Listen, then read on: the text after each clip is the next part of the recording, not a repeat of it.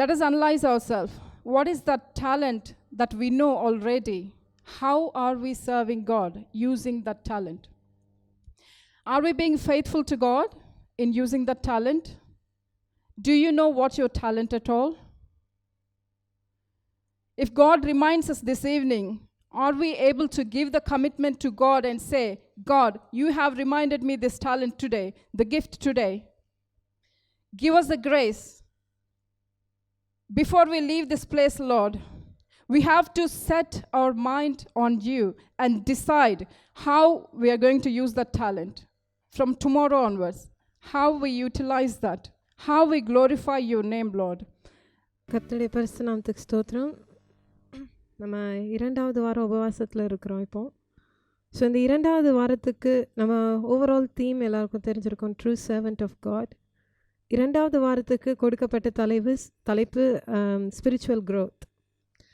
அந்த தலையங்கத்துக்கு கீழாக இன்றைய நாள் நம்ம தியானிக்க போகிறதான காரியம், good service is rewarded by God. இதற்கு ஆதாரமாக எடுத்துக்கொள்ளப்பட்ட வசனம் மத்தேயு 25ஆம் அதிகாரம் 19 23 வரைக்கும். இதில் சில வசனங்களை மட்டும் நம்ம வாசிப்போம். அதுக்கு முன்னாடி நான் ஒரு கான்டெக்ஸ்ட் ஒன்று கொடுக்குறேன். ஸோ இயேசு கிறிஸ்து ஒரு உவமையை சொல்கிறாரு. என்னென்னா, ஒரு எஜமான் ஒருத்தர் இருக்கார். அவர் தூர தேசத்துக்கு பிரயாணமாக போகிறதுக்கு முன்பதாக அவருடைய 3 ஊழியக்காரரை அழைத்து, ஒருவருக்கு 5 தாலந்தையும், ஒருவருக்கு 2 தாலந்தையும், ஒருவருக்கு 1 தாலந்தையும் கொடுத்து அவர் கிளம்பி அவர் போயிடுறாரு. போனதுக்கப்புறம் நிறைய நாள் சென்றதுக்கு பின்பதாக அவர் திரும்பி வரும்போது அவர் கணக்கு கேட்குறாரு அவருடைய ஊழியக்காரர் இடத்துல. அதுதான் கொடுக்கப்பட்டிருக்கிற பகுதி.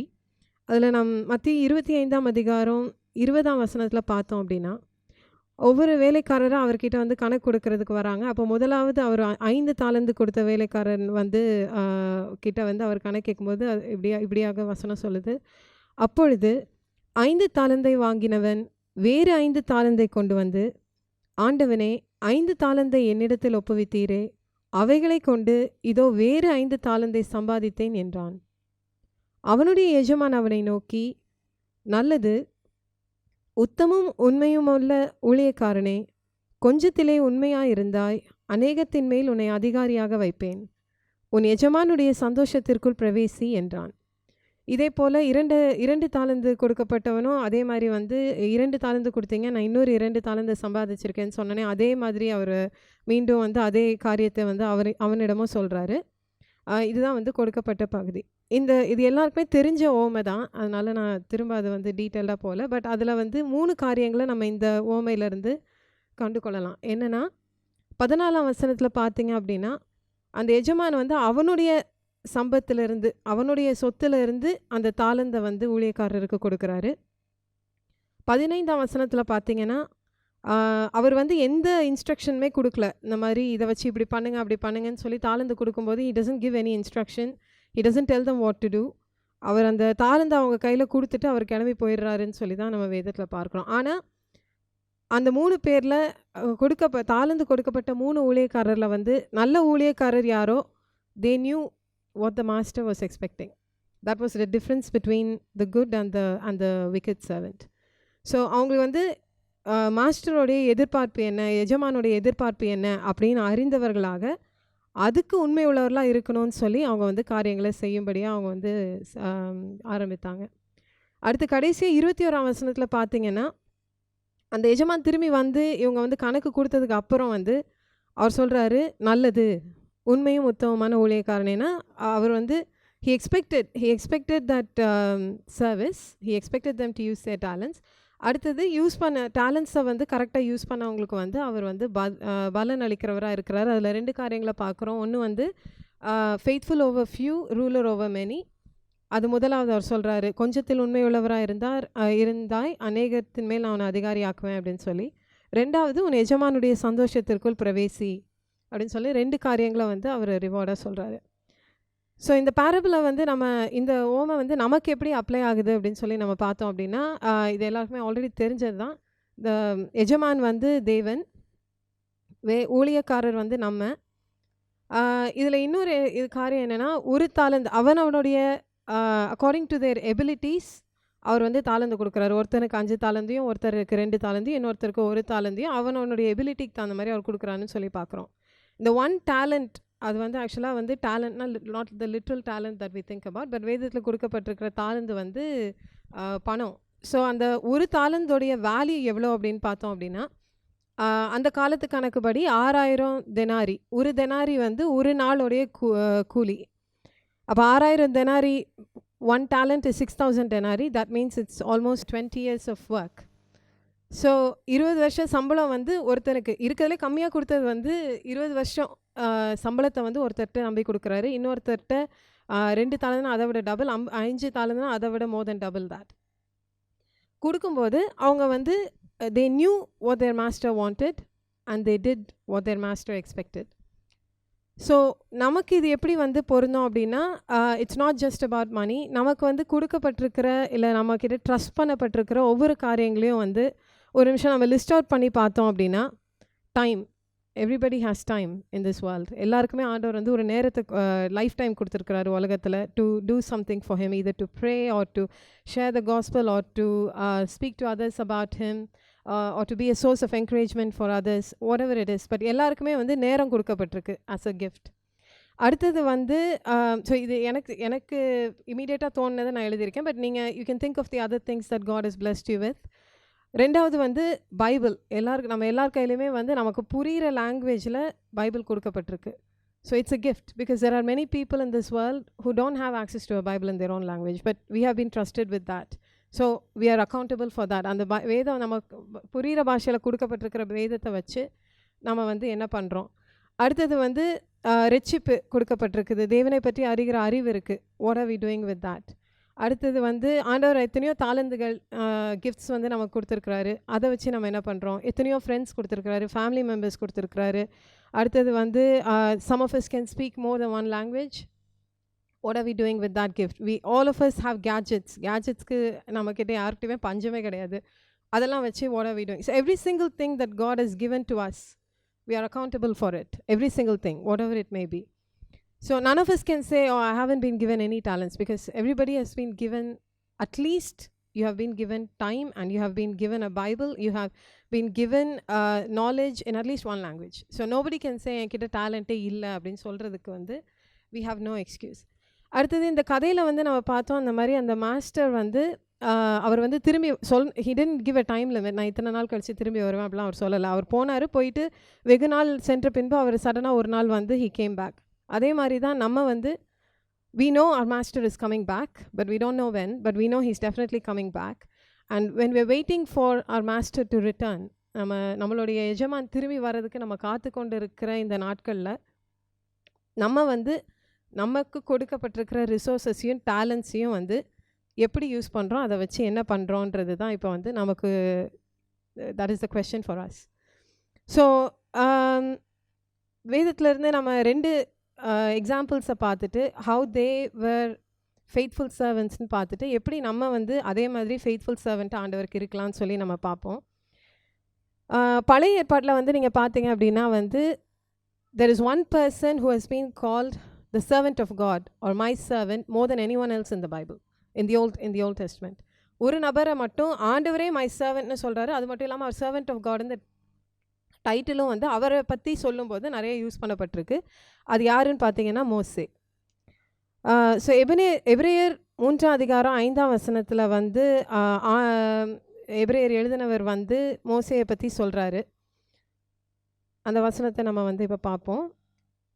அதில் வந்து கடைசி பகுதியை பார்த்தீங்கன்னா மோசே, எபிரேயர் 3ஆம் அதிகாரம் 5ஆம் வசனம், ஹீப்ரூஸ் சாப்டர் 3 verse 5. மோசே பணிவிடைக்காரனாய் அவருடைய வீட்டில் எங்கும் உண்மையுள்ளவனாய் இருந்தான். பணிவிடைக்காரனாய் உண்மையுள்ளவனாய் இருந்தான். Moses was faithful as a servant in all of God's house.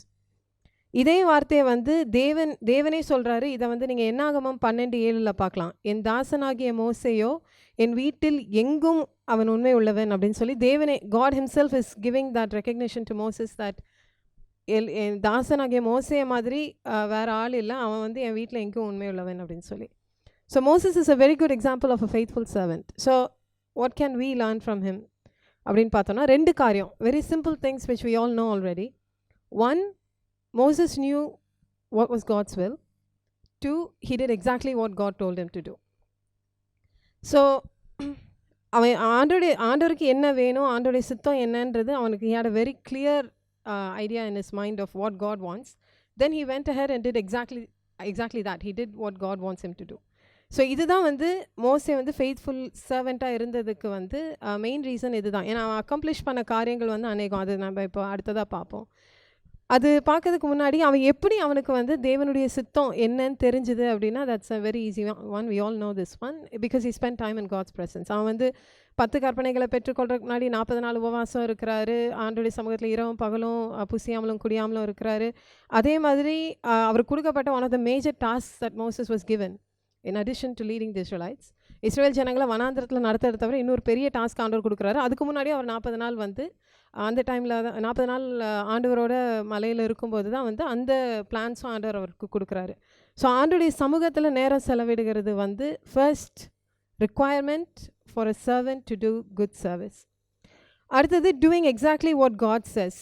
So நான் சொன்ன ஒரு பெரிய ப்ராஜெக்ட் ஆண்டவர் வந்து மோசே கொடுத்தாரு. அது என்னென்னா ஆசரிப்பு கூடாரத்தை கட்டுறது.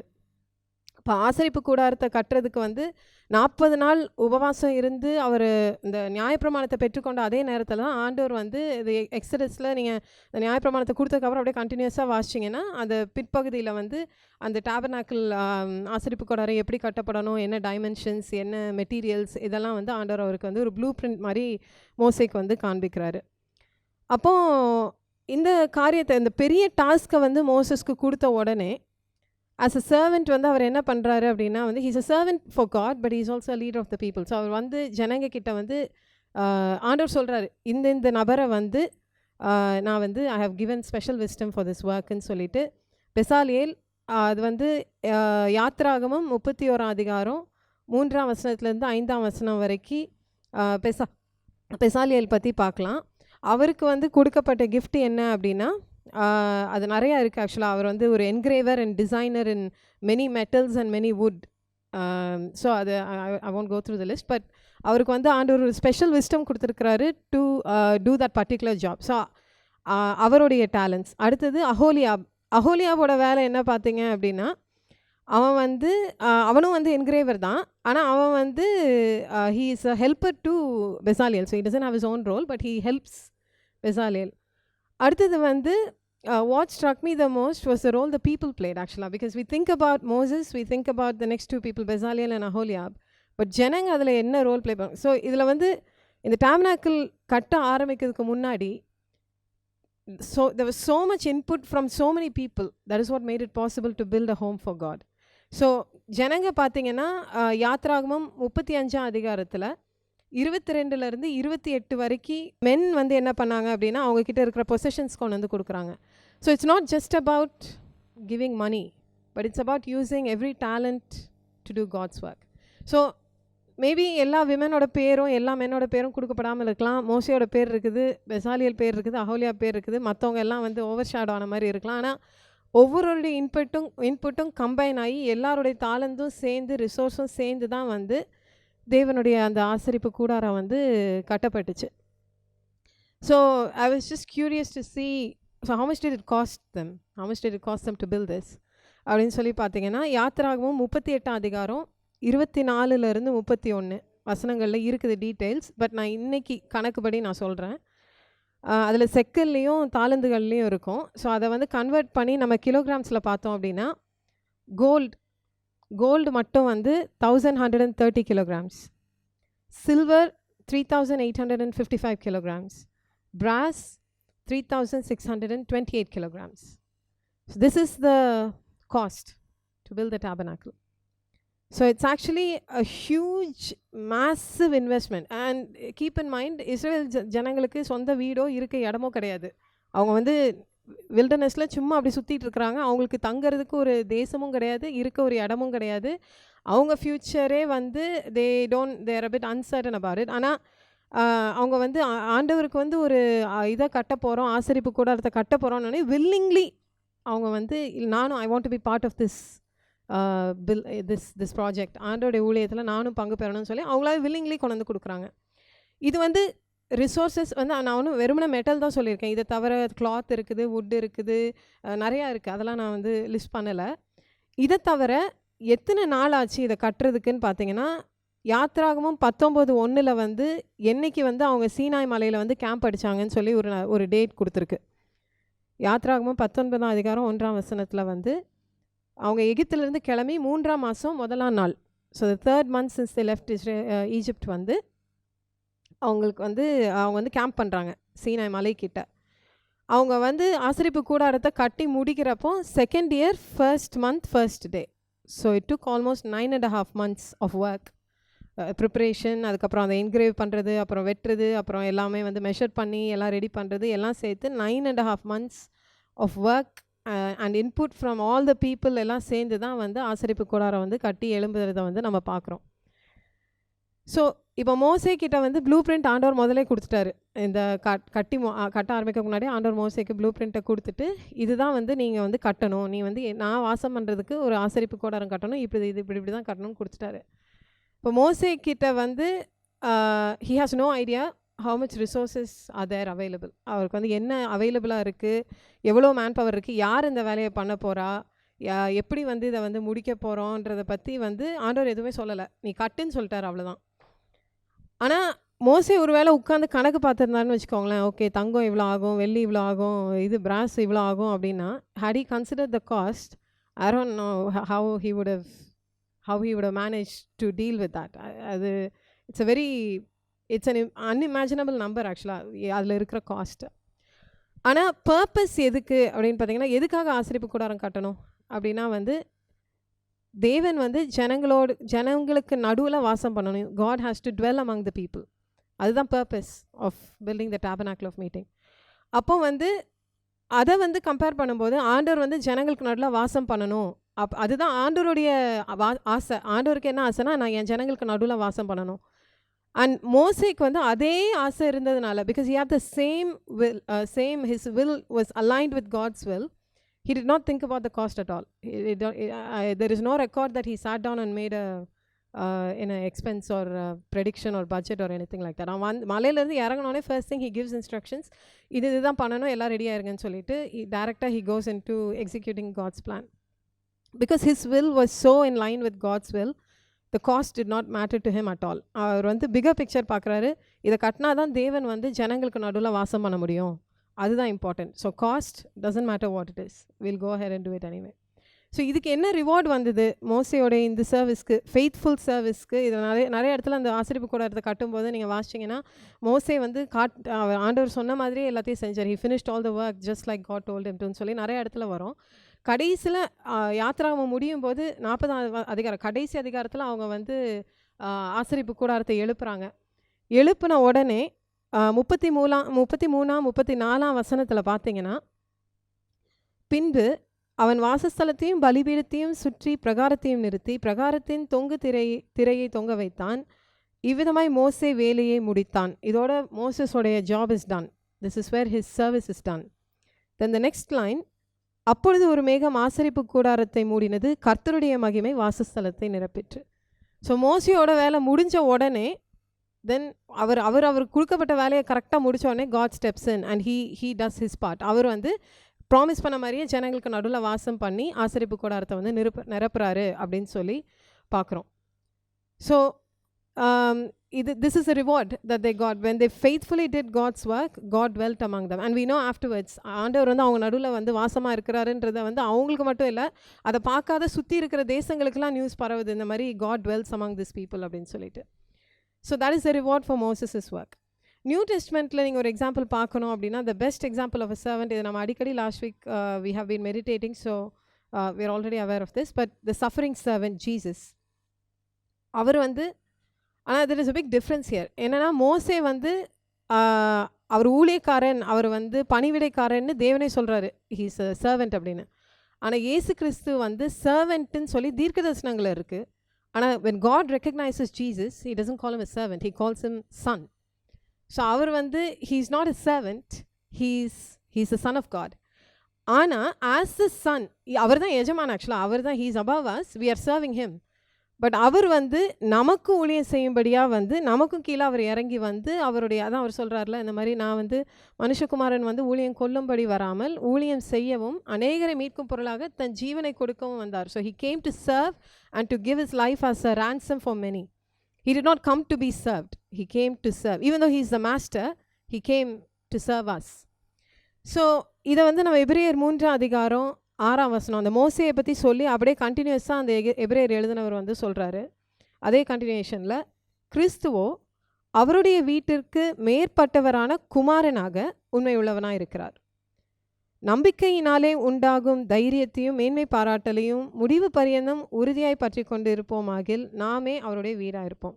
ஸோ இயேசு வந்து Jesus is a Sun, but he was faithful as a son in serving. So ஆண்டவர் வந்து நமக்கு வந்து he has set a great example that we are actually servants, we are meant to serve, that's our job. But அவருக்கு வந்து அவரை serve பண்ண வேண்டிய அவசியம் இல்லை. ஆனாலும் அவர் வந்து நமக்கு ஒரு எக்ஸாம்பிளாக செட் பண்ணி அவர் வந்து இது பண்ணுறாரு. இதே நீங்கள் knowing God's will, doing God's will வந்து ஜீசஸோடைய லைஃப்பில் பார்த்தீங்கன்னா it is very clear because Jesus prayed அவர் அளவுக்கு பிஸியாக வந்து யாருமே இருந்திருக்கிறதுக்கு வாய்ப்பே இல்லை. பிகாஸ் அவர் 3 வருஷம் பண்ண ஊழியத்தில் he barely got any sleep. அவர் வந்து அந்த ட்ராவலிங் டைமில் அவர் தூங்கினாருன்னு சொல்லி ரெக்கார்ட் இருக்குது. பட் நைட்டில் வந்து எல்லா most of the gospels they tell us that அவர் இருட்டோடே எழும்பி ஜெபம் பண்ண போனார். அவர் ராத்திரியெல்லாம் மலையிலேருந்து he stayed back and he prayed. அவர் வந்து ஆண்டுடைய சமூகத்தில் வந்து பிதாவின் சித்தம் தெரியணும், பிதாவின் சித்தத்தை செய்யணும், பிதாவின் சித்தம் தான் என் போஜனம் அப்படின்றதுல வந்து Jesus was so clear. And அவர் வந்து டூயிங் காட்ஸ் வில்ன்றதில் வந்து he took it to a completely new level. ஏன்னா நம்ம வந்து காட்ஸ் வில் எப்போ பண்ணுவோன்னா அது நமக்கு சூட் ஆச்சுன்னா நம்ம பண்ணுவோம். If it goes against our plans, then we pass and we say, no, not this time, Lord, maybe next time. And we just get on with our plan. But Jesus, not just in his ministry, but even in his birth, his life and his death, in every single aspect of his life, he fulfilled God's will. So, as a son, he had a humble birth. As a son, he had a very humble lifestyle, a humble family, a very lowly occupation. அப்புறம் ஊழியம் பண்ணும்போதும் கூட வந்து பிதாவின் சித்தத்தை செய்யணும்னு யாரை வந்து தேடி யாருமே போக மாட்டாங்களோ அங்கே தான் அவர் தேடி போகிறத வந்து நம்ம பார்க்கலாம். அடுத்தது கடைசியாக வந்து கெத்சமனை தோட்டத்தில் நம்ம எல்லாருக்குமே தெரியும், என் சித்தம் அல்ல ஆண்டவரே உம்முடைய சித்தம் தான் சொல்லிட்டு he completely he obeys to a new level. That obedience brings him death, but he obeys anyway. So I don't think we've ever faced a situation where obedience will bring us death. Maybe some pain for a short period of time, maybe some inconvenience or some discomfort, but not death. மரணம் வர அளவுக்கு ஆண்டவர் ஒரு காரியத்தை கொடுத்து இப்போ நீ கீழ்ப்படின்னு வந்து நம்ம யார்ட்டுமே வந்து he hasn't given us such a strong demand. Actually he hasn't demanded so much from us. But இயேசு கிறிஸ்து கிட்ட வந்து the ultimate command was given that yes, you have to give your life, and not in an easy way. அவர் பயங்கரமாக கொடுமை அனுபவித்து துன்புறுத்தப்பட்டு அவர் வந்து மரணத்தை வந்து சகிச்சார், சிலுவையில் அவமானப்பட்டு பிதாவின் இடத்துலேருந்து வந்து பிரிக்கப்பட்டு அவர் வந்து என்னென்னலாம் you can imagine, physical, emotional, spiritual, whatever battles you can imagine, he faced everything all alone on the cross as a way to fulfil God's will. So அவருடைய சித்தத்தை நிறைவேற்றுறதுக்கு அவருக்கு what cost Jesus, what did it cost him to fulfil God's will பார்த்தா his life and his blood. So he gave up everything. He didn't hold back on anything. எதுவுமே அவர் வந்து he didn't keep it for himself. Up to the last drop of blood he gave up to fulfill the Father's will. அதோட end result பார்த்தீங்கன்னா நம்ம வந்து பிலிப்பியர் 2ஆம் அதிகாரத்தில் பார்க்கலாம். அந்த மாதிரி அவர் வந்து கர்த்தர் வந்து அவருடைய நாமத்தை வந்து எல்லா நாமத்துக்கும் மேலாக உயர்த்தினார்னு இருக்குது. அது மட்டும் இல்லாமல் உலகத்தினுடைய ரட்சிப்பும் வந்து இயேசு கிறிஸ்துவின் மூலமாக வந்துச்சுன்னு சொல்லி நம்ம பார்க்குறோம். So these are the two examples. ஒன்று மோசே, இன்னொன்று இயேசு கிறிஸ்து. 2 பேருமே பிதாவின் சித்தத்தை அறிஞ்சவங்களா இருந்தாங்க, 2 பேருமே பிதாவின் சித்தத்தை செஞ்சவங்களா இருந்தாங்க. தெரிஞ்சால் மட்டும் போதாது, செய்யவும் செய்யணும். only then it makes a good service. So now let's come to us. What about us? So 1 யோவான் 3ஆம் அதிகாரம் 1ஆம் வசனம், to know who are we first. Are we a servant? Are we children? 1 யோவான் 3:1, நாம் தேவனுடைய பிள்ளைகள் என்று அழைக்கப்படுவதினாலே பிதாவானவர் நமக்கு பாராட்டின அன்பு எவ்வளவு பெரிதென்று பாருங்கள். So we are, because Jesus died on the cross, we are not servants like Moses, we are slightly above that. We are sons and daughters. So our example is Jesus. நம்ம தேவனுக்கு பிள்ளைகளாக இருந்தாலும் பவுல் வந்து அநேக நிருபங்களில் சொல்கிறாரு, நீங்க வந்து கிறிஸ்துவுக்கு ஊழியக்காரராக இருங்க, கிறிஸ்துவுக்கு ஊழியக்காரராக இருங்க, நீங்கள் வந்து மனுஷருக்கு அடிமைப்படாதீங்க, நீங்கள் கிறிஸ்துவுக்கு ஊழியக்காரராக இருங்கன்னு சொல்கிறாரு. ஸோ நம்மக்கிட்ட ஆண்டவர் என்ன எதிர்பார்க்குறாருன்னா, ஆண்டோடைய சித்தத்தை வந்து மனப்பூர்வமாக செய்யணும். Not we have to listen to God's will, that we have to spend time in his presence. ஆண்டோடைய சமூகத்தில் இருந்து ஆண்டவரே நீங்கள் என்ன, உம்முடைய சித்தம் என்ன அப்படின்னு கேட்குறது முதல் பகுதி. ரெண்டாவது வந்து அதை செய்கிறது வந்து சரி வேறு வழியில் என்ன பண்ணுறது, பண்ணி இது பண்ணலான்னு சொல்லிட்டு பண்ணுறது இல்லை. So I read this quote, it's coming to mind. There are two kinds of people. One who tell God, Lord, thy will be done. Another set of people that God tells them, fine, have it your way. So we need to decide which group we want to be in, whether we are the kind of people who say, Lord, let your will be done, ஆண்டவரே உம்முடைய சித்தம் நிறைவேறட்டும் ஜெபிக்கிறவங்களா இருக்கிறோமா, இல்லை அப்படியே முரண்டு பண்ணி இல்லை இதுதான் எனக்கு வேணும்னு சொன்னோடனே ஆண்டவர் வந்து சரி போய் தொலை ஏதாவது பண்ணு போ அப்படி விடுறவங்களா இருக்கிறோமா? Which group, where do we fall is the question. So God doesn't just want us to do God's will, he wants us to want to do God's will. So it's like sometimes we do God's will because we're afraid of what will happen if we do what's our will. Not because we want to do it, but because we're scared of the consequence or something. But that's not what God wants. He wants you to fully want it. This is what I want, Lord. I want to do your will. Just like Moses, just like Jesus. So Ebeசியர் 6ஆம் அதிகாரம் 6ஆம் வசனத்தில் நம்ம பார்த்தோம் அப்படின்னா, மனுஷருக்கு பிரியமாய் இருக்க விரும்புகிறவர்களாக பார்வைக்கு ஊழியம் செய்யாமல் கிறிஸ்துவின் ஊழியக்காரராக மனப்பூர்வமாய் தேவனுடைய சித்தத்தின்படி செய்யுங்கள். So do God's will wholeheartedly with all your heart. அதே மாதிரி அடுத்தது என்னென்னா, you have to do God's will wholeheartedly. You can only do that if God's will becomes your will, if it's completely aligned.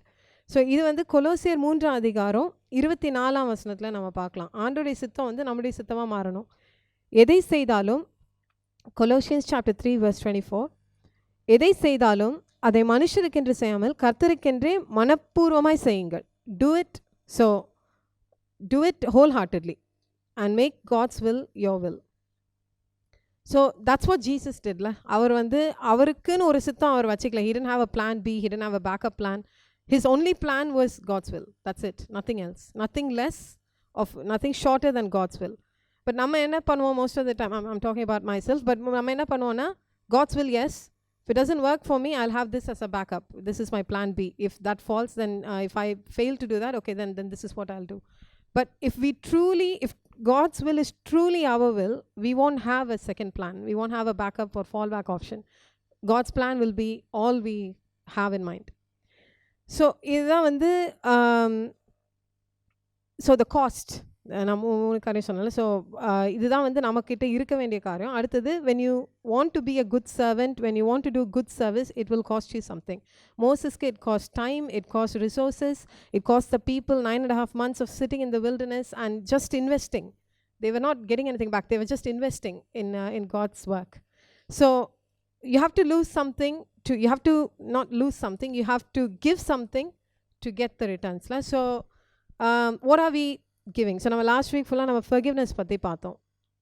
Forgivenessல வந்து, if you want to forgive somebody, you have to give up your pride, you have to give up your bitterness, you have to give up your hatred.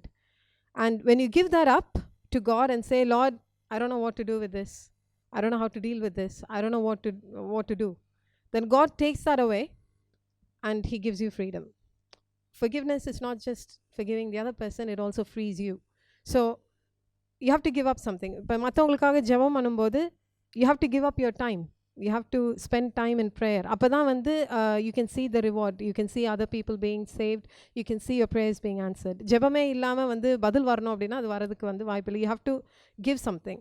So good service always involves a cost to the servant. It involved a cost for Moses, it involved a very great cost for Jesus, and if we are to follow in his footsteps, we can't expect anything less.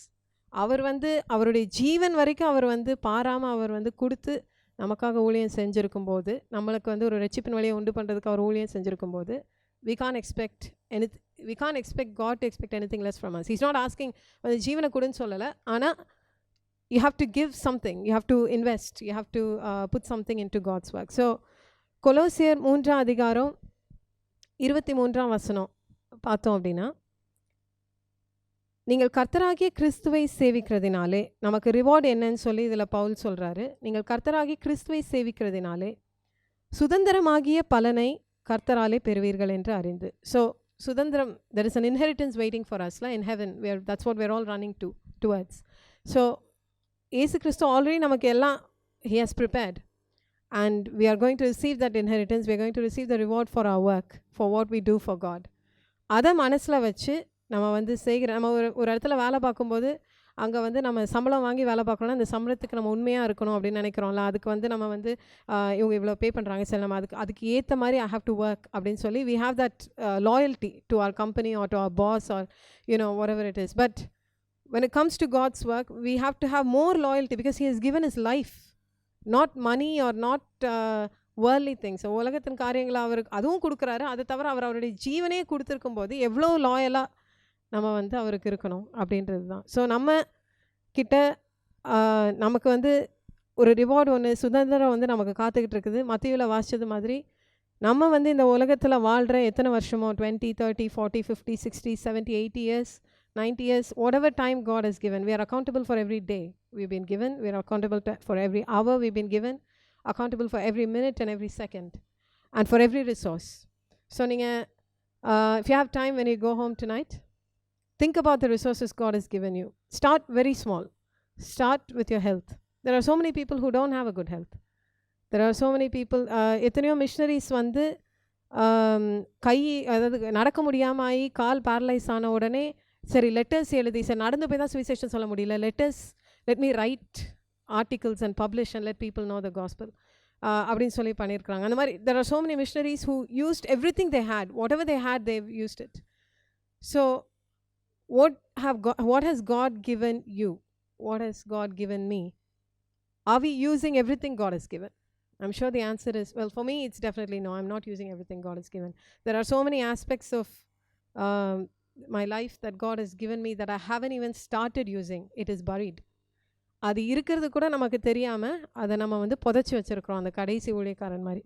ஆனால் உண்மையிலே நல்ல ஊழியக்காரன், உண்மையும் உத்தமமான ஊழியக்காரனே, நல்லது உண்மையும் உத்தமமான ஊழியக்காரனே, நீ வந்து கொஞ்சத்தில் உண்மையாக இருந்தால் அநேகத்துக்கு அதிகாரியாக்குவேன், நீ வந்து அவனுடைய எஜமானுடைய சந்தோஷத்தில் பிரவேசின்னு ஆண்டவர் நம்மக்கிட்ட சொல்லணும்னா, நம்மக்கிட்ட இருக்கிற எல்லாம் whatever resources, whatever we have. அவன் 5 தாளந்தையும் யூஸ் பண்ணான்ல, 5த்தையும் யூஸ் பண்ணி இன்னொரு 5 எடுத்தான், 2த்தையும் யூஸ் பண்ணி இன்னொன்று 2 எடுத்தான். நம்மக்கிட்ட இருக்கிற எத்தனை தாளந்தாக இருந்தாலும் எல்லாத்தையும் யூஸ் பண்ணி how are we investing in God's work? What are we willing to lose? Because Jesus lost his life to serve us. So what are we willing to lose to build his kingdom, to do his work? ஹல்லேலூயா. இந்த வேளையிலே உலகமெங்கிலும் நடைபெறுகின்ற ஒவ்வொரு சுவிசேஷ பணிகளுக்காகவும் நாம் ஜெபிப்போம். ஆண்டவரே, அந்த வேளையிலும் கர்த்தாவே, உலகமெங்கிலும் நடைபெறுகின்ற ஒவ்வொரு சுவிசேஷ பணிகளுக்காகவும் நாங்கள் உம்முடைய பாதத்திலே வருகிறோம் அப்பா. ஆண்டவரே, ஒவ்வொரு சுவிசேஷ பணிகளையும் என் தேவன் நீர் ஆசீர்வதிக்க வேண்டும் என்று சொல்லி நாங்கள் ஜெபிக்கிறோம். ஆண்டவரே, இந்த உலகம் உம்முடைய ராஜ்யமாய் மாறுவதற்காக கர்த்தாவே, ஆண்டவரே, ஊழியர்கள் கடந்து சென்று செய்கின்ற ஒவ்வொரு ஊழியங்களையும் நீர் ஆசீர்வதியும் அப்பா.